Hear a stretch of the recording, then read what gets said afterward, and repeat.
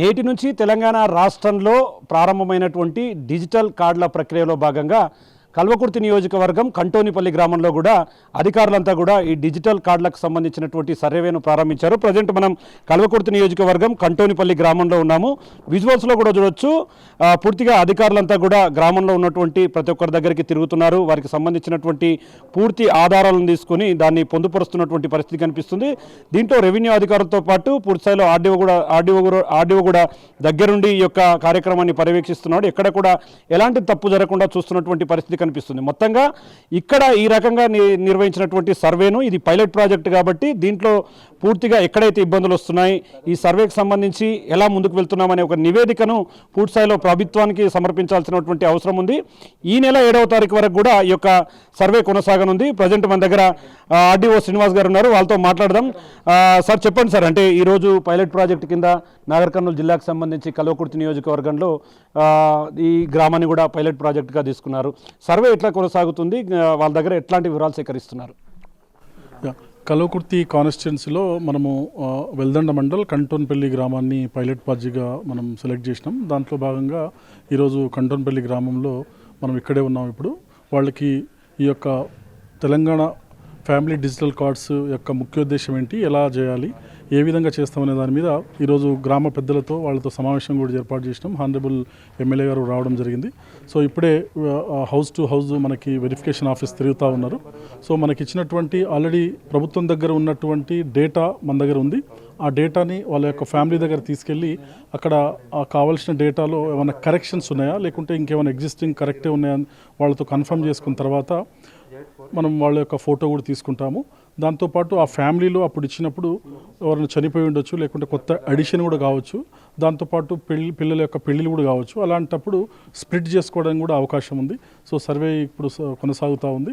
So ఈ survey ఈరోజు pilot project కాబట్టి 3వ తారీఖు నుంచి 8వ తారీఖు వరకు ఈ సర్వే ఉంటుంది. దాని తర్వాత మనకి దీంట్లో వచ్చినటువంటి లోటుపాట్లు కావచ్చు, ఇంకేమైనా నెక్స్ట్ ప్రభుత్వం ఇచ్చే ఆదేశాల ప్రకారం మనం ఒక ఇన్ఫర్మేషన్ తయారు చేసి డేటా త్రూ కలెక్టర్ ద్వారా ప్రభుత్వానికి అందజేస్తాం.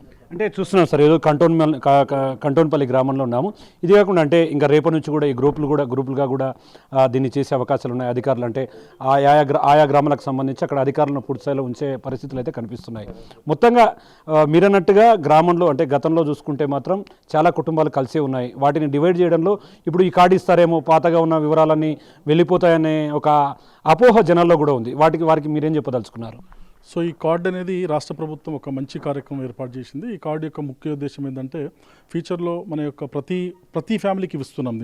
దీంట్లో ఇంకో అపోహ లేదు, ప్రతి ఫ్యామిలీకి ఇస్తున్నాం. దీంట్లో ఇవ్వని వాళ్ళకి ఏదో రానట్లా కాకుండా ప్రతి ఫ్యామిలీకి ఈ కార్డు ఇస్తున్నాం. దీంట్లో ముఖ్యంగా దీని ఉద్దేశం మనకు రాబోయే రోజుల్లో మనకి ఏమన్నా ఆరోగ్యరీత్యా ప్రాబ్లమ్స్ ఉన్నా కూడా ఇదంతా కూడా నెట్వర్కింగ్ స్థాయిలో ఈ యొక్క డిజిటల్ కార్డు మనకు మంచి ఉపయోగపడుతూ ఉంది.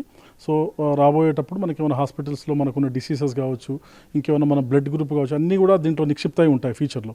సో మనకి ఏమైనా అవసరం వస్తే ఇమీడియట్గా దీని మీద రెస్పాండ్ కావడానికి మంచి సదుపాయం కల్పించబోతుంది గవర్నమెంట్. కాబట్టి వాళ్ళకి అదేవిధంగా కన్విన్స్ చేస్తున్నాం, అదేవిధంగా ప్రజలు కూడా సహకరిస్తున్నారు. అంటే ఈ కంటోన్పల్లి కాకుండా ఇంకా ఏ మున్సిపాలిటీలో కూడా కొన్ని చోట్ల నిర్వహించే పరిస్థితి కనిపిస్తుంది.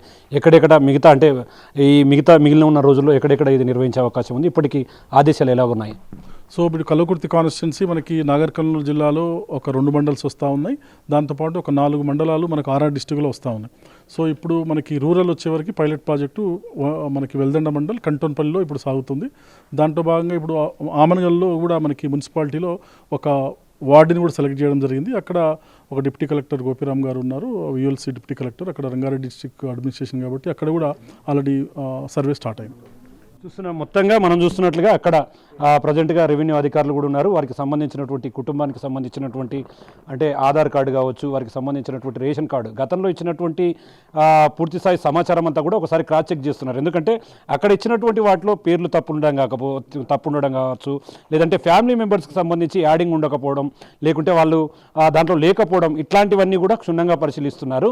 దానన్నిటిని తీసుకున్న తర్వాత సంబంధించినటువంటి ఎవరైతే సమాచారం ఇచ్చారో వారికి సంబంధించినటువంటి కుటుంబ సభ్యులతో కూడా ఒక సైన్ తీసుకోవడం, అంటే వాళ్ళు ఇచ్చినటువంటి పూర్తి స్థాయి సమాచారం అంతా కూడా క్లియర్గా ఉన్నట్టుగా కూడా వారి నుంచి ఒక క్లారిటీ తీసుకుంటున్నటువంటి పరిస్థితి కనిపిస్తుంది. మొత్తంగా 8వ తారీఖు వరకు కూడా ఇదే కార్యక్రమం చేపట్టబోతున్నారు కాబట్టి ఇక్కడ ఉన్నటువంటి మరికొన్ని టీంల ద్వారా కూడా మిగతా ఎక్కడైతే సెలెక్టెడ్ ప్రాజెక్టు ఉన్నాయో, అంటే పైలట్ ప్రాజెక్టుగా ఎక్కడైతే ఆ ప్రాంతాలను తీసుకున్నారో అదంతా కూడా తీసుకునేందుకైతే పూర్తిస్థాయిలో ముందుకు వస్తున్నారు. ఇక ముఖ్యంగా ఉమ్మడి పాలమూరు జిల్లాకు సంబంధించి 5 జిల్లాల్లో కూడా పూర్తిగా దాదాపు 12 మున్సిపాలిటీల్లో 8 గ్రామ పంచాయతీల్లో కూడా దీన్ని పూర్తిగా ఇంప్లిమెంట్ చేస్తూ వస్తున్నారు. ఇక ముఖ్యంగా సీఎం సొంత ఇలాకా అనేటువంటి కొడంగల్ కావచ్చు, మరోవైపు నాగర్ కర్నూలు జిల్లాకు సంబంధించినటువంటి కల్వకుర్తి నియోజకవర్గంలో కూడా ఎక్కడ కూడా ఎలాంటి సమస్యలు లేకుండా పూర్తి స్థాయిలో ఈ డాటాను నింపే క్రమంలో తప్పులు తడకలు చేయకుండా జాగ్రత్త పడుతున్నారు. దీనికి సంబంధించి క్షేత్రస్థాయిలో ఆర్డీఓ కూడా దగ్గరుండి చూస్తున్నారు. ఎప్పటికప్పుడు దీని మీద కలెక్టర్ల పర్యవేక్షణ కూడా ఉంటుంది కాబట్టి